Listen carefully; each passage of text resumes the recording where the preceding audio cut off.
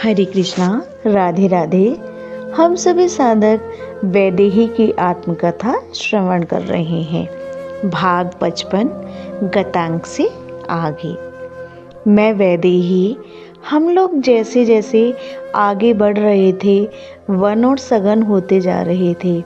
नागरी सभ्यता छूटती जा रही थी। वन के जंगली लोगों को आप मनुष्य भी सीधे मुंह नहीं कहेंगे, है ना? पर आपको पता है, हम नगर के वासियों से ज़्यादा पवित्र हृदय और छलहीन मन इनके पास ही होता है। हाँ, थोड़ा रंग काला और केश रूखे लाल हैं तो क्या हुआ? वस्त्रों के रूप में वृक्षों की छाल पहनते हैं तो क्या हुआ? पर स्वभाव निर्मल, बच्चों की तरह सहज और सरल। हाँ, उन वनवासी लोगों को हम नागरी लोगों की तरह सभ्यता के शिष्टाचार प्राप्त नहीं हैं तो क्या हुआ? वो लोग अपने भावों को छुपाना नहीं जानते। हम लोग छुपाते हैं, दुराव करते हैं, पर उन लोगों को न छुपाना आता है न दुराव करना। नित्य संघर्ष में जीना, निरंतर वन पशुओं और प्रकृति के साथ रहते हुए इन्हें भी संघर्षरत रहना यहाँ के जीवन ने सिखा दिया था। इन भीलों के रूखे बिखरे केश, काला रंग, पुरुष कटी में किसी रज्जू के सहारे लंगोटी लगाए और स्त्रियां तन में मात्र एक साड़ी, यही तो उनकी सज्जा थी। हाँ, ये लोग श्रृंगार भी करते थे। कौड़ियों के आभूषण और पक्षियों के पंख लगाकर ये लोग भी इतराते थे, पर इनके स्वभाव में किसी भी प्रकार की कृत्रिमता नहीं थी, यानी बनावटीपना। हम लोग चित्रकूट की ओर बढ़ रहे थे। हमें मार्ग में अब यही भील किरात लोग ही मिल रहे थे। किसी वृक्ष की लता पकड़कर कोई भील हमारे सामने एकाएक आया था। मैं डर गई थी। वह हंसता था, फिर उसी लता को पकड़कर वापस चला गया और अन्य महिलाओं को लाकर मुझे दिखाने लगा था। स्वयं और उसके पुरुष मित्र श्री राम को निहारते रहे, अपलक नेत्रों से निहारते रहे। आगे आगे तो हमें फल फूल लिए भील और उनकी भिलनियाँ मिलने लगी। ये देवता हैं, हमारे वन में आए हैं। अब हम लोग धन्य हो गए।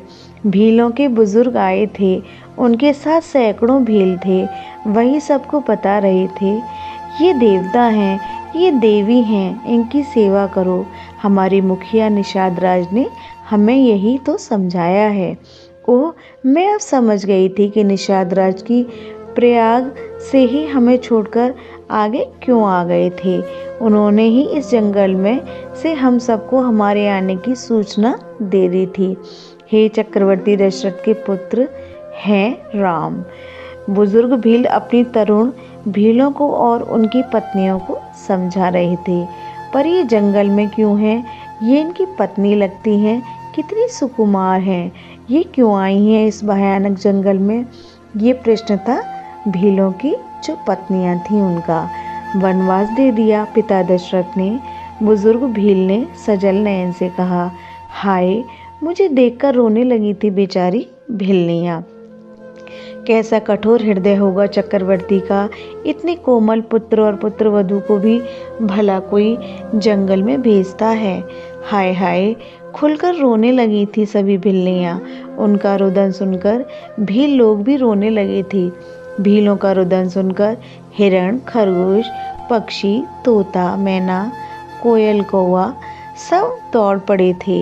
ये सब भी आंसू बहाने लगे थे। अरे, इतना ही नहीं, हम लोगों को तो ऐसा लगने लगा था कि वन के वृक्ष भी रो रहे थे। आप लोग शांत हो जाएं, हम सब साथ ही रहने आए हैं। क्या आपके साथ हमें रहने का सौभाग्य मिलेगा? ये मधुर वाणी मेरे श्री राम की थी। मंत्रमुग्ध से सुन रहे थे ये सब लोग। हम यहीं रहना चाहते हैं, अगर आपकी आज्ञा हो तो। मेरे श्री राम ने सबको आदर करते हुए ये बात कही। आप गलत कह रहे हैं, आप गलत कह रहे हैं। सब लोग अपने अपने भालों को उठाकर चिल्लाने लगे थे। मैं चौंक गई थी। मेरे श्री राम भी, लक्ष्मण भी स्तब्ध से थे। क्या गलत कहा हमने? क्या आप नहीं चाहते कि हम यहाँ रहें? नहीं हे राम, आपका यहाँ रहना हमारे लिए सौभाग्य की बात है, आपके लिए नहीं। आपने अभी कहा हमारा सौभाग्य होगा, ये आप गलत कह रहे हैं। आपका सौभाग्य नहीं, हम सभी भीलों का सौभाग्य होगा, इस वन का सौभाग्य होगा, इस धरती का सौभाग्य होगा। ये कहते हुए भाव से भर गए थे समस्त भील। आप चित्रकूट में ही हैं हे राम, आपको जो स्थान प्रिय लगे, जो स्थान रुचे, आप उसे बता दें। हमारे तरुण युवक तैयार हैं, आपके लिए वही घड़ी 2 घड़ी में ही पर्णकुटी बनाकर तैयार कर देंगे। इतना सुनते ही सैकड़ों युवक भील हाथों में कुल्हाड़ियाँ लेकर आगे आगे चल पड़े थे। उनसे आगे हिरण उछलते हुए जा रहे थे। खरगोश और गिलहरी पेड़ों में चढ़ गए थे और ये भी पेड़ में चल चलकर आगे पहुंचने की होड़ लगा रहे थे। हम लोग चलते चलते मंदाकिनी गंगा के किनारे पहुंच गए। सीते, यही है मंदाकिनी गंगा। ऋषि अत्रि की पत्नी माँ अनुसुईया के तप के प्रताप से ही सुरसरी मंदाकिनी बनी है। ये कहते हुए श्री राम ने मंदाकिनी गंगा को प्रणाम किया। मैंने भी प्रणाम किया और लक्ष्मण ने भी। मंदाकिनी के तट पर ही खड़े होकर श्री राम ने दृष्टि चारों ओर दौड़ाई। दूर एक टीला सा था। सीते, वो स्थान ऊंचा है और वर्षा का जल भी वहां नहीं रुकेगा। लक्ष्मण, तुम भी बताओ वो स्थान। हम दोनों से ही राय लेकर श्री राम उसी टीले पर जाने के लिए चल दिए। आप बताइए, आप इस स्थान के रक्षक हैं, आपका ही स्थान है ये। क्या इस स्थान में हम लोग दीर्घ काल के लिए रह सकते हैं? कितने विनम्र होकर श्री राम ने ये बात पूछी थी भीलों से। आप पूछ रहे हैं, आप तो आज्ञा दीजिए नाथ। तभी निषाद राज आ गए थे। उन्होंने प्रभु के चरणों में वंदन करते हुए कहा। समस्त भीलों ने निषाद राज को प्रणाम किया। ये स्थान उत्तम है स्वामी। निषाद राज ने कहा, मैं यहाँ तुलसी का पौधा लगाऊंगी और यहाँ कुछ फूल। मैंने चारों ओर घूमकर निरीक्षण करना शुरू कर दिया और इस वट के चारों ओर मैं वेदिका बना दूंगी। आप उसमें बैठकर लोगों से मिला करना।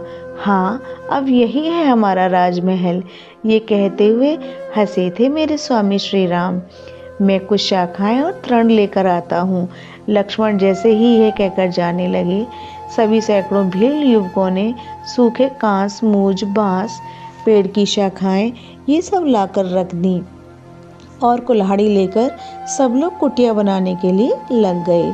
लक्ष्मण भैया सिर झुकाकर निषाद राज ने कहा, आप प्रभु को और माता को लेकर मंदाकिनी स्नान करके आए, तब तक कुटिया तैयार हो जाएगी।